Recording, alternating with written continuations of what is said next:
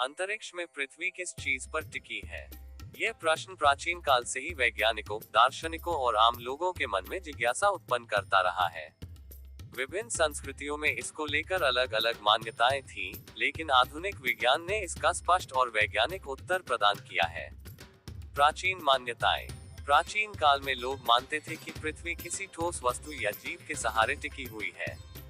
भारतीय पौराणिक कथाओं में एक मान्यता थी कि पृथ्वी एक विशाल कछुए की पीठ पर टिकी हुई है, जो स्वयं नागों के सहारे खड़ा है। ग्रीक सभ्यता में भी इस तरह की मान्यताएं थीं, जहां टाइटन एटलस को पृथ्वी को थामे हुए दिखाया जाता था।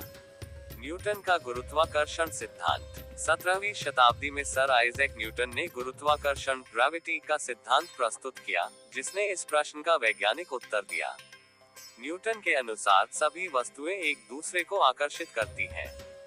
पृथ्वी किसी ठोस वस्तु पर नहीं टिकी है, बल्कि सूर्य के गुरुत्वाकर्षण बल के कारण अपने कक्ष ऑर्बिट में घूम रही है। इसी तरह पृथ्वी की अपनी गुरुत्वाकर्षण शक्ति चंद्रमा और अन्य वस्तुओं को अपनी ओर खींचती है। आइंस्टीन का सापेक्षता सिद्धांत। आधुनिक विज्ञान में एल्बर्ट आइंस्टीन के सामान्य सापेक्षता जनरल रिलेटिविटी के सिद्धांत ने ये बताया कि अंतरिक्ष और समय स्पेस टाइम एक अदृश्य ताना बाना फैब्रिक की तरह है।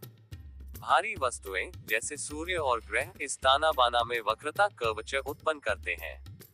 पृथ्वी किसी चीज पर टिकी नहीं है, बल्कि यह अंतरिक्ष समय के इस मुड़े हुए भाग में चल रही है, जिसे हम कक्षा में घूमना कहते हैं। शून्य में पृथ्वी का संतुलन।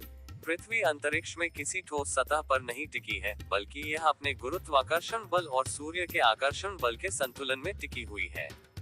यह सूर्य के चारों ओर एक निश्चित गति से घूम रही है और अपनी धुरी पर भी घूर्णन कर रही है। यही कारण है कि हमें ऐसा लगता है कि पृथ्वी स्थिर है, लेकिन वास्तव में यह बहुत तेज गति से घूम रही है। अंतरिक्ष में पृथ्वी किसी ठोस वस्तु पर टिकी नहीं है। यह अपने गुरुत्वाकर्षण और अन्य खगोलीय बलों के कारण अपनी कक्षा में संतुलित रूप से घूम रही है। प्राचीन मान्यताओं से लेकर आधुनिक विज्ञान तक इस प्रश्न का उत्तर समय के साथ विकसित हुआ है, और आज हम जानते हैं कि पृथ्वी एक स्वतंत्र खगोलीय पिंड है जो ब्रह्मांडीय नियमों के अनुसार गतिमान है।